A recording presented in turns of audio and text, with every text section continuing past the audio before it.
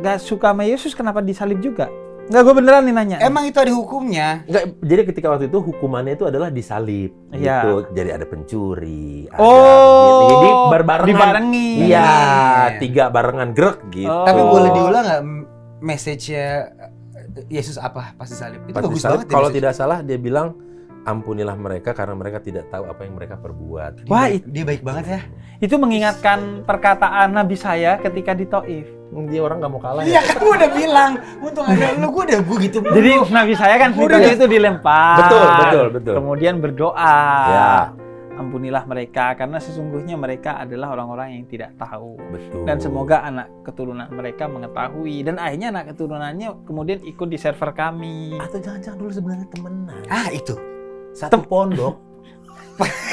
Satu pondok. Ya kan maksudnya kita zaman sekarang kan bilangnya gitu. Bener, Ya, kalau bener. zaman itu nggak tahu lah satu perguruan kali atau apa gitu. Nah, kalau obrolannya ke sana, kita meyakini memang apa yang Anda yakini itu memang satu dengan kita. Jadi kita itu menyempurnakan yang sebelumnya. Makanya kita mengimani juga apa yang Anda imani dari kitab suci dan tokoh-tokohnya sebagai nabi dan kitab suci. Dalam versi kita menyempurnakan. Tapi topik kita hari ini seru banget, Bor. Gue suka Apa deh. tuh topik kita hari Seru ini? banget. Perasaan saya mulai nggak enak ya. Gak apa-apa. Temanya apa sih kalau boleh tahu nih? Jadi Rumah tangga.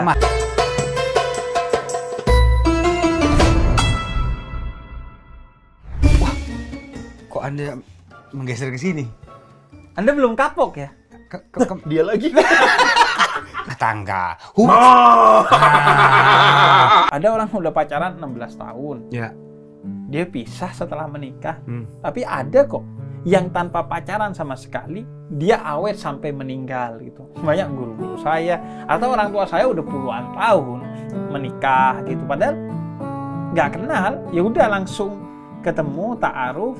Ya ta'aruf itu perkenalannya, saling mengenal. Ta'aruf itu saling mengenal, bukan cuma cowok ke cewek, cewek ke cowok. Rata-rata ta'aruf itu berapa lama? Saling mengenal. Tergantung. Gitu. Sebulan? Terserah. Saya 1 jam. Nah, ini menarik banget nih. Saya ta'aruf 1 jam 5, jam. menikah jam 6. Itu pun karena kepotong maghrib. Kalau enggak, Setengah 6. Atau jam 5:15. ngebet banget apa gimana? Enggak. Kayaknya ini banget. Gitu, kayak petasan cabe gitu. Dar gitu, nggak lama-lama gitu. Nah, jadi kalau kita ngelihat faktanya, ya kita akan bingung. Tapi bukan berarti orang Islam itu nggak kenalan ketika mau menikah. Gua misalnya ya, tunangannya itu cuma 1 jam.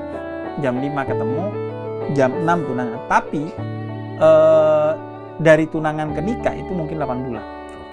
Nah, kenapa kita tunangan? Karena tunangan itu dilindungi dalam hukum Islam. Ya. Orang yang tunangan itu nggak boleh diserobot oleh yang lain.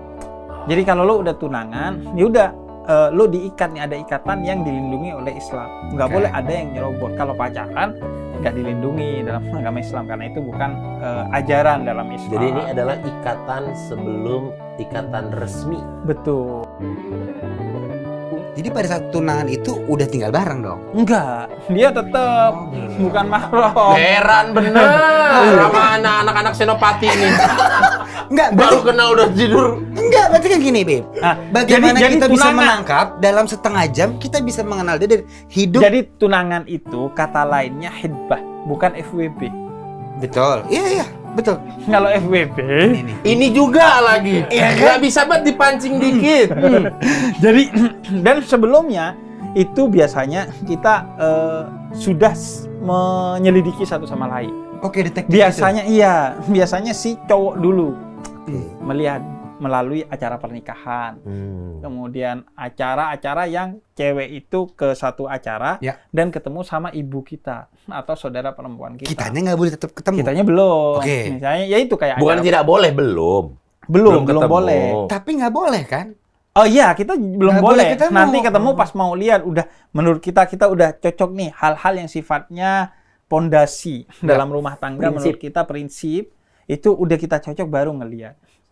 Dan biasanya ketika cewek itu dilihat, si ceweknya belum dikasih tahu bahwa si cowok ini ngelihat dia untuk tunangan. Agar kalau si cowok nggak cocok, si ceweknya nggak patah hatinya.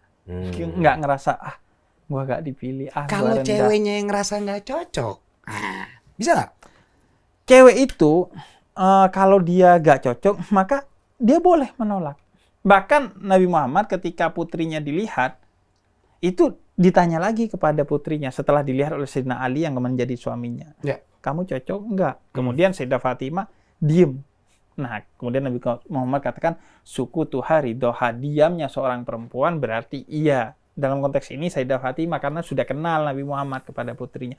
Jadi punya hak. Makanya orang tua sebaiknya merestui pilihan anaknya jika memang pilihannya itu bukan bermasalah secara agama. Oke. Misalnya udah ada laki baik-baik, ceweknya mau, orang tuanya enggak. Karena dia bukan PNS misalnya. Itu kan bukan prinsip ya. Rezeki di tangan Tuhan. Oke. Atau enggak, Bapak gak cocok karena bukan selera Bapak gitu. Itu nggak boleh. Sebaiknya dihindari, merestui. Kecuali jangan misalnya ya, karena dia beda agama dengan kamu. Karena di Islam nggak boleh. Iya. Nah, ada pertanyaan. Apa hukumnya bagi orang tua yang tadi yang bukan karena prinsip tetap tetap melarang anaknya, kamu janganlah nikah sama dia. Dia bukan dari golongan kita. Maksudnya golongan kita apa? Pekerjaannya nggak sama dengan papa. Iya. Gitu. Ya, itu berarti dia nggak ngerti agama. Kalau agama sebaiknya apakah ada dosa yang dia? Tapi bukannya orang tua itu berhak untuk menentukan pilihan yang tepat. Nah, ini yang salah. Kenapa Anda jadi Umi Eli sih? Sorry. Karena iya dong. Orang tua itu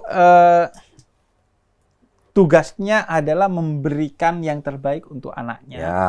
Sesuai kemauan anaknya. Makanya kata Sayyidina Ali, didiklah anakmu sesuai zamannya, bukan zamanmu. Karena dia akan hidup di zamannya, bukan di zamanmu.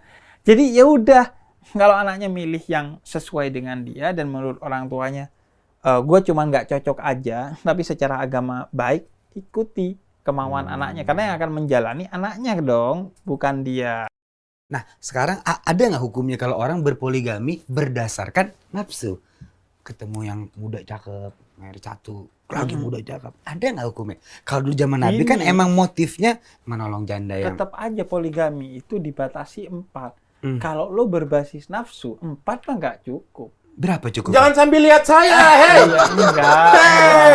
Kalau 4 Pak nggak cukup, gitu. Ada gelengnya lagi 3 kali, nggak cukup. Iya, itu. Jadi saya yang dituju.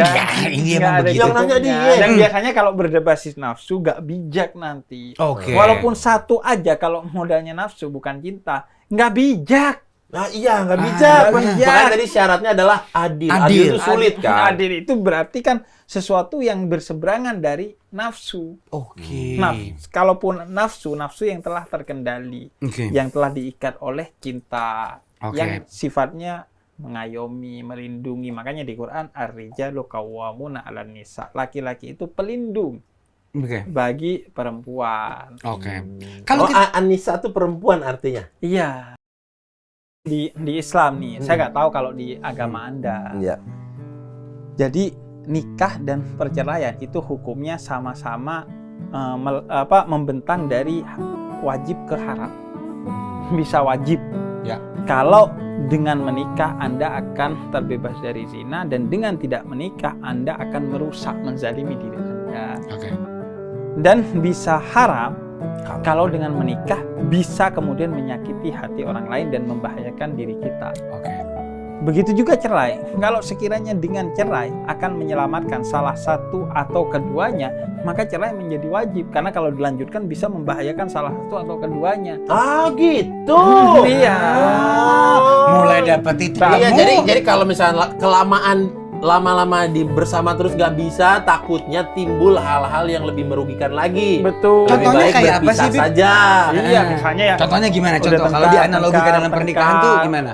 Boleh nggak suka nih ada analogi. Nggak, analoginya tuh gimana, Mas? Ya, misalnya, udah jelas tadi kata-katanya pakai analogi lagi.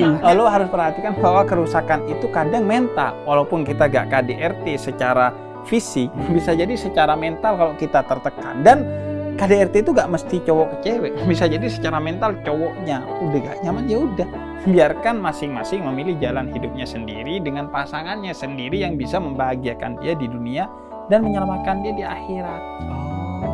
Ya, jadi kan tadi yang bisa dari yang adalah wajib sampai ke yang haram yang tadi. haram. Ya, gitu. Jadi bolehlah mungkin bercerai kalau ada kondisi-kondisi tertentu yang dipenuhi. Betul. Nggak bolehlah cerai kalau memang sebenarnya ada kondisi-kondisi tertentu yang dipenuhi. Betul. Gitu.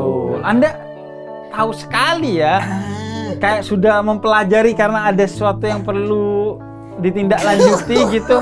Enggak, saya kan sebagai di sini ya. Iya benar. Namanya di sini kan ada orang yang ngomong kita serap gitu. Benar. Dikasih ke kepala kan kita berputar. Betul. Kita konstruksikan di Betul. kepala kita Betul. gitu.